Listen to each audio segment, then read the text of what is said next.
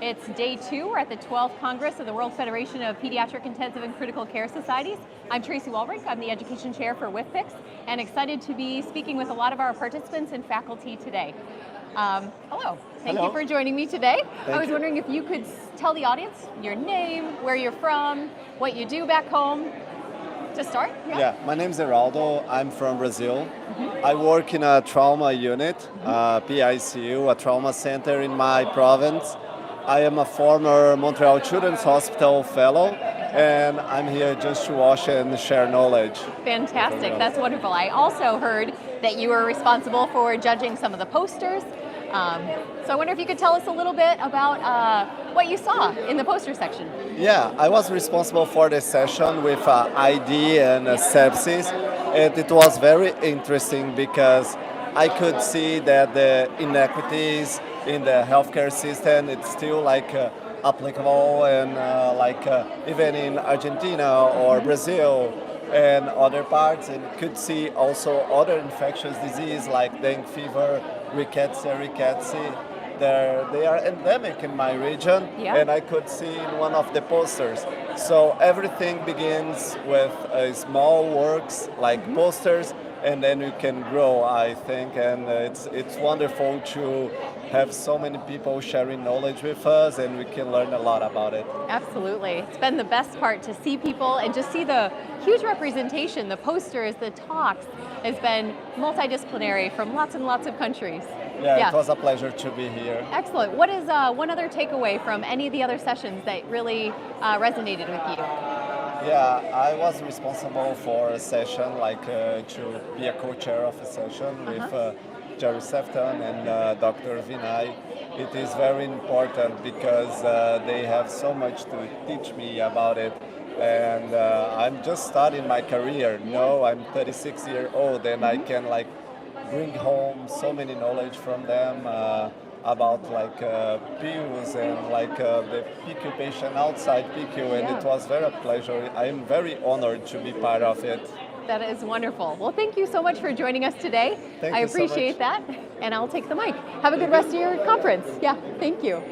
All right, and we are here, with Jerry Sefton. Wonderful. Yeah, absolutely. All Brazilian people here to take a picture. Just 1 minute. Okay, yeah. Chris, we're going to move a little bit this way. We're going to walk over here because there's some photos being taken right behind us in front of Cancun. Thank you, Chris. All right. So I'm here with Jerry Sefton, and I would, if you wouldn't mind introducing yourself, where you practice, and maybe 1 or 2 highlights that you've seen here in the Congress. Yeah. Hi, I'm Jerry Sefton. I'm a consultant nurse working in critical care at Araldo Children's Hospital in Liverpool in the United Kingdom. So the things that I've seen at the conference that I've been really impressed about are I've been really motivated to hear about the journey from developing research in this area from 20 years ago to where we are now, and thinking about the journey forward and all of the opportunities. The other thing I've been really interested in is the discussions about the Phoenix sepsis criteria development and how inclusive it's been from low and middle income countries across to high income countries. And that's really been quite reassuring that there's a worldwide collaborative and going forward in this difficult syndrome. And I'm always humbled when I come to WFPICCS about learning about practices in low and middle income countries, how they can do so much with so little. And I think that's really inspiring. Yeah, absolutely. Now you also had some talks today, or throughout this Congress, I can't remember exactly the day. If you don't mind telling us what you spoke about. Okay. Yeah. So I spoke about critical deterioration. So essentially, that's the type of deterioration that gets you into a critical care unit. So you've been an inpatient in the hospital, you've become more unwell, been transferred to intensive care, and you needed some sort of organ support in the following 12 hours. And for me, to try and improve outcomes for children in hospital, we have to be better at identifying them when they're deteriorating and trying to prevent the progression of that deterioration to become critical. Because the ultimate aim is we're trying to avert them having a cardiac arrest, which is catastrophic for any child in hospital. So there was a lot of good discussion around this. We had a lot of discussion about how to improve uptake of pediatric early warning systems in developing countries. And there's been a lot of interest. Yeah. What do you think is one of the biggest challenges to implementation of early warning scores? I think that some of the difficulty is that people think they need a lot of resource to implement them.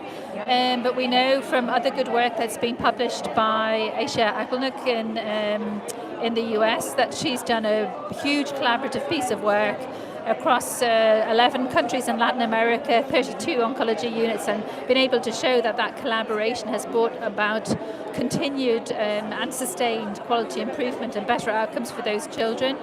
So I think it's maybe a culture shift that we need to help people realize it's not necessarily a resource you need commitment and passion to be able to do it. Yeah, that's fantastic. And we had a chance to talk with Asia yesterday, and so any of you that are interested in learning more, you can watch the live stream from yesterday. So thank you so much for coming and sharing your experience and your research with us. I appreciate it. Thank you. Have a good rest of your conference. Yeah, thank you. All right, now we're our next guest here. Hello, how are you? Hi, I'm going to hand this to you. Of course. If you wouldn't mind saying your name, Yeah. where you're from, what you practice, and then you've had quite a lot of sessions here at WFPICCS. I was wondering if you could share a little bit of what you're doing and some key takeaways that you would like our learners to Well, to thank hear. you very much. First of all, thank you very much for inviting me here. I'm Paula Caporal. I'm originally from Argentina, but I moved to the US almost 3 years ago. And I'm a pediatric intensive care specialist, and I have worked for 12 years back in Argentina in a PICU. And now I moved to the public health sphere, and I work at Johns Hopkins School of Public Health. My work is basically on what I try to show here. Yeah. My aim was to bring to this Congress a little bit of the public health side and view. I know that I work at the International Injury Research Unit at Johns Hopkins. And I used to work in a clinical setting with traumatized patients and with TBI. And now I wanted to show to the importance of to see this in the lens of public health, and in that way, the work that we are doing that is called Vigorous, it's an initiative from Bloomberg Philanthropies, and what we do is we work in 29 different cities from lower middle income countries, and we see the 4 main risk factors for road crashes and injuries, that is speeding, correct seatbelt and child restraint use, drink and driving, helmet use. So, well, there is a lot of, we know that it's the first cause of death and disability in children after 5 years old, and we love to talk about a lot of things that we do inside the PQ, because of course, I also talk about that in one of the courses that we have done here in post-crash. we have a special course of neuromonitoring, and we have been talking about that. But also, I like to show my work about, well, how can we stop and prevent all these kids to enter to our PQ? Yeah, so we show some trends about in Latin America, Africa, and Asia, and how children ride the motorcycles and they are not protected, and how children ride inside vehicles without proper protection. So I think that it was. It's a cool thing to show to people that it's working beside the bed all the time with those children that get injured. Absolutely. I mean, our job would be so much better if we had less children that were needing the ICU. That's the point. That's fantastic. Your work in advocacy and trying to prevent those is amazing. And we heard such wonderful things about the neuromonitoring workshop on Sunday. So if you're excited to hear some feedback, just watch our session from Sunday. Of course. Well, I think that the decision was we have these different learning experiences when there was like a whole setting of neurophysiology and electrophysiology in one side, and then all the transcranial Doppler, duplex, and all of the ecography site Yes. in another room. People get the chance to practice the different techniques, and imagine what is happening if we have a patient with a head trauma, how that will, how can we differentiate the different physiopathology that is happening in cerebral growth. So I think that it was good. It was interesting for people to be able to practice here. Yeah. No, we heard wonderful things about it. Okay, so I'm glad. thank you. I'm glad that people enjoyed it. Yeah. Thank you so much for sharing your work with us, and it's been a pleasure to speak with you. Thank you. Enjoy the last day of your conference. Yeah. And I'll take the Thank you. microphone. Bye. Okay, bye-bye. Thank you. All right, fantastic. All right, we've got a few more speakers for today. If you don't mind introducing yourself, where you practice, what you do, and then any of the highlights that you've had here at WFPICCS. Sure, thanks for the opportunity. My name is Katie Nielsen. I'm a pediatric intensivist at the University of Washington in Seattle Children's. I am a participant in this Congress, and it's been so great, a great opportunity to reconnect with friends and colleagues. I do a lot of large collaborative research, and so it's been fun to see some of my friends and colleagues present their work and just cheer them on and be a big supporter. And then it's been fun to hear about all of the exciting work that people are doing all over the world. Absolutely, it's been incredible science, Yeah, and there's science from everywhere, from like relatively small places to like large, huge international collaboratives. So you can see it all and network and hopefully form some new collaborations for future work. That's awesome. What is one pearl or one of the sessions that really stuck out in your mind? I really love the session talking about the new sepsis, the Phoenix sepsis criteria. And so both in the large presentation, and then there was also a really exciting oral presentation talking about how adapting it to low resource settings. There was a multi-center study in Bolivia that was done. And so I thought that was nice to hear about the development of a score and then how it's being applied in lower resource settings. That's amazing. Thank you so much for your insights and your thoughts about the conference. Thank you. Yeah, have a good rest of your conference. All right. And we're going to speak now with one of our plenary speakers, Dr. Mignon McCulloch, who is an intensivist and a nephrologist in South Africa. Hello, Mignon. I was hoping you could kind of say one or two key take-home points from your plenary talk, or as many take-home points as you want. It was a very beautiful session today. So firstly, just to say thank you for a fabulous Congress. I've really enjoyed it. I can't believe you've got 1,300 people, which is amazing. It's hard to organize a Congress, and it's just been fantastic to see old friends and new friends and just to network. I think for me that's been the best part. So what I was trying to tell people is that you must do what works in your setting. And so if you have high tech, then go for it and you're comfortable with that. And we do have high tech. But we also have lots of children who come from impoverished backgrounds, and so we do a lot of peritoneal dialysis as our first modality. We do it as PD acute starts, so we don't wait for surgeons to take them to theatre. We do that for our chronics, we do laparoscopic, so we do what everybody else does, but for acute, we do acute starts in our ICU start straight away. I think the one point I wanted to make is that you can start really quickly. So we had a case where we started in 17 minutes and then later carried on with a carpe diem. And just from chatting to quite a few people at the meeting, a lot of people come from areas where they don't have high tech and they felt that it was quite useful. Don't ever let a child die of acute kidney injury without trying some PD. This is my take-home message. Yeah, that's wonderful. And you've been instrumental to the OPENPediatrics simulator, so I want to say thank you for that. Thank you. Now, I'm curious about this quick start. If you wouldn't mind just how do you kind of mobilize people so quickly? What kind of catheters do you use? So that's been the difficult part. We were just chatting to some of the Southampton intensivists, and they were saying that after COVID, a lot of the products have disappeared off the market. So we use a Cook catheter, which is not licensed, but it's licensed for chest drains and pericardial drains and ascites drains. So why not PD? So we've used a pigtail Cook catheter. Inserted at the bedside, very sterile technique. COVID taught us about PPE. And so our peritonitis rate is less than 4%. Wow. We've taught people in other parts of Africa, India and South America, use whatever device you have. And so adult CVP or central lines are often easily available, which They don't seem to be for children's CVP lines that easily Yeah. available. And so anything provided it's inserted in a sterile technique. We're now using ultrasound as well to assist us, Yeah. and we use artificial ascites by infusing some fluid, ringers or saline, Yeah. into the belly, and then we use a pigtail cell dinger technique, and it seems to work quite well for us, and we've just published 600 cases, so it does Amazing. work. Yeah.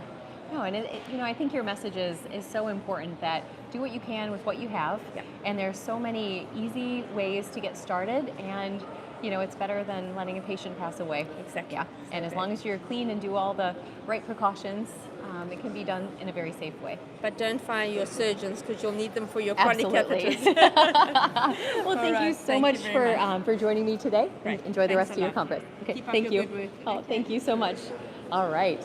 And yes, and next we have Dr. Argent from the same institution. Dr. Argent, do you mind just introducing yourself, where you're from, and what you practice, and what you've been excited about here at the World Congress? You gave us a really beautiful talk not so long ago, so any of your key points. I'll give you this microphone. So look, Yeah. I'm Andrew Argent. I come from Cape Town.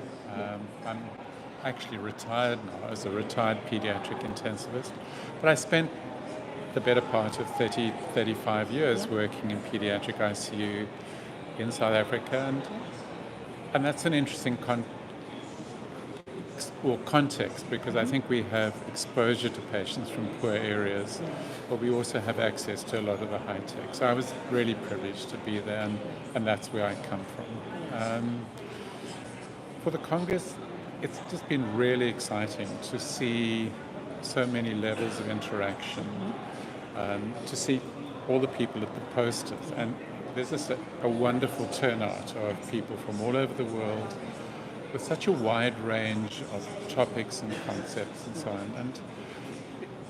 And some of those papers might be essentially case reports, others may be much more complex studies. But it's really fantastic to see that development, that interest, and the sense that people want to come here to present that stuff. Yeah. And then I think we've had some amazing presentations in the plenaries and the general sessions. Very thoughtful talks about topics that are complex, but are crucial to the future of pediatric critical care. And once again, it's been so nice to see the range of disciplines. It's probably the first time we've had quite so many nursing professions allied to medicine, and it's great because they're part of the integral team. So yeah, those are just some thoughts. Oh, well, thank you so much. I appreciate you joining us, and I share those insights, and we look forward to hopefully Melbourne 2026. Sounds great. Yeah. Thank you. Thank you, Dr. Argent. Thank you very much. All right. And finally, we have one last speaker to come on briefly, Dr. Jeffrey Burns from Boston Children's Hospital, who is our incoming president as of tomorrow. Will be formally taking the realm of WFPICCS. That's right. So, That's right. yes. Thank you, Jeff. What have you been surprised by, excited by, delighted by during this conference? Well, as I think you've heard from everyone, we are better together. That's kind of the theme of the conference. And everyone's commenting it's the first time we've been together since 2018. Yeah. And nothing replaces being in person, collaborating, spontaneously seeing colleagues, and making connections. Yeah. The world is literally here. Totally. And that is just so exciting. The other thing that's new this Congress is that we have many more allied health professionals here. And just like we provide care of a patient, no one discipline cares for the patient. The theme of this Congress is to reflect that. And so the very strong nursing program, very strong allied health program, in addition to the kind of traditional, very strong program designed for physicians like you and I. Absolutely. So it's really been great. And what's really great is you're doing well when people from different continents keep coming up and saying, this is a really, really exciting Congress. Yeah. So we're looking forward already Yep. to September 19th through 23rd of 2026 in Melbourne, Australia. Fantastic. What are you going to do differently there? Well, we have 2 years to figure it out. Fantastic. Thank you so much, Jeff. Thank you, Tracy. Yes. All right, everyone. Well, we're going to conclude this afternoon session for day 2. We'll be back tomorrow to recap live twice tomorrow. So have a good day. See you all. What we